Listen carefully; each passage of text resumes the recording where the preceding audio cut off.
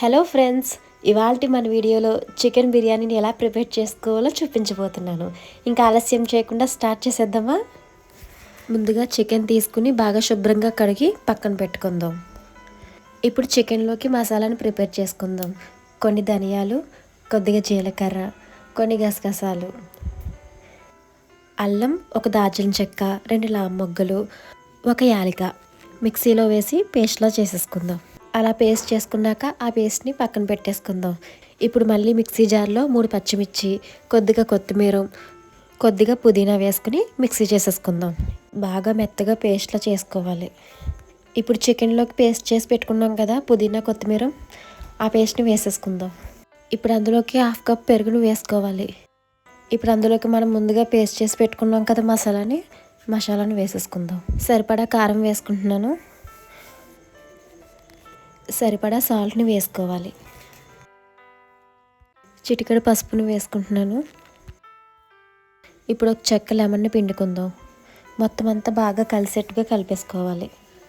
నేను అప్పటికప్పుడు మసాలాను పేస్ట్ చేసి వేసుకున్నాను కదా, మీరు కావాలంటే గరం మసాలా కూడా వేసుకోవచ్చు. మసాలా అంతా మొత్తం బాగా పట్టేలా కలుపుకున్నాం కదా, ఇప్పుడు ఫ్రిడ్జ్లో పెట్టేసుకోవాలి 10 or 15 minutes. ఇప్పుడు స్టవ్ మీద ప్యాన్ పెట్టుకుని 4 టేబుల్ స్పూన్స్ ఆయిల్ని వేసుకుంటున్నాను. ఆయిల్ కొంచెం హీట్ అయ్యాక అందులో ఆనియన్స్ని వేసేసుకోవాలి. ఆనియన్స్ని బాగా వేయించుకోవాలంటే దోరగా గోల్డెన్ బ్రౌన్ కలర్ వచ్చే వరకు బాగా వేయించుకుందాం.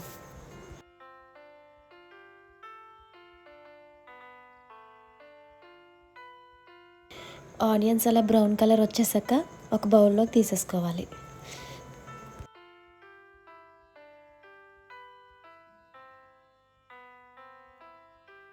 ఇప్పుడు అదే ప్యాన్లో 2 టేబుల్ స్పూన్స్ ఆయిల్ని వేసుకుంటున్నాను.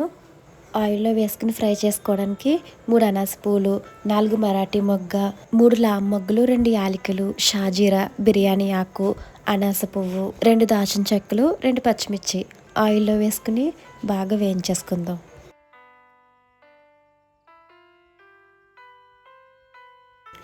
ఇప్పుడు అందులో చికెన్ వేసేసుకుందాం. చికెన్ వేసుకుని బాగా ఫ్రై చేసుకోవాలి. మనం చికెన్లో పెరుగు, కొత్తిమీర పేస్ట్ని వేసుకున్నాం కదా, ఆ వాటర్ ఫామ్ అయ్యి చికెన్ ఉడికిపోతుంది. మీకు కనుక చికెన్ ఉడికినట్లయితే కొద్దిగా వాటర్ వేసుకుని ఫ్రై చేసుకోండి. ఒక 5 minutes మూత పెట్టేసుకుంటే బాగా ఉడికిపోతుంది. ఈలోపు మనం బియ్యం తీసుకుందాం. బియ్యం తీసుకున్నాక బియ్యాన్ని బాగా శుభ్రంగా కడిగి పెట్టుకోవాలి. మనం ఏ కొలతతో అయితే బియ్యం తీసుకున్నామో అదే కొలతగా డబుల్ వాటర్ వేసుకుంటే సరిపోతుంది. ఒకసారి చికెన్ కలుపుకుని ఉడికిందో లేదో చూసుకుందాం. వాటర్ ఎక్కువగా ఉన్నాయి కదా, ఆ వాటర్ మొత్తం ఎగిరిపోయే వరకు ఉంచుకోవాలి. నేను ముందుగా చూపించాను కదా బిర్యానీ సామాను, అలా యథావిధిగా వేసుకుని అందులో మిరియాలు ఎక్స్ట్రా వేసుకున్నాను. ముందుగా కడిగి పెట్టుకున్న బియ్యంలోకి ఈ సామాను వేసేసుకుందాం.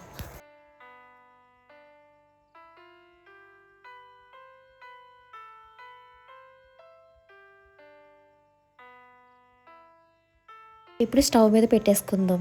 రైస్ 70% ఉడికే వరకు ఉంచుకోవాలి. ఇప్పుడు ముందుగా మనం ఫ్రై చేసి పెట్టుకున్నాం కదా ఆనియన్స్, కర్రీలో సగం వేసేసుకుని కొద్దిగా ఉంచుకుందాం బిర్యానీలో వేసుకోవడానికి. బిర్యానీ రైస్లోకి సరిపడా ఉప్పును వేసుకుంటున్నాను. రైస్ ఉడికిందో లేదో ఒకసారి చూసుకోవాలి. రైస్ ఉడికిపోయింది కదా, ఇప్పుడు ఆ వాటర్ని ఫిల్టర్ చేసేసుకుందాం. ఇప్పుడు స్టవ్ మీద ఒక ప్యాన్ పెట్టుకుని అందులో ఆయిల్ వేసుకుంటున్నాను. మీరు కావాలంటే నెయ్యిని వేసుకుని కూడా అప్లై చేసుకోవచ్చు. అందులో చికెన్ వేసుకుంటున్నాను ముందుగా.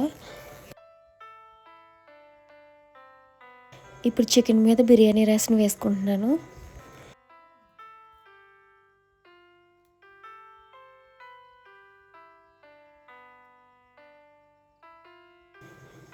మళ్ళీ ఆ రైస్ మీద చికెన్ వేసుకోవాలి.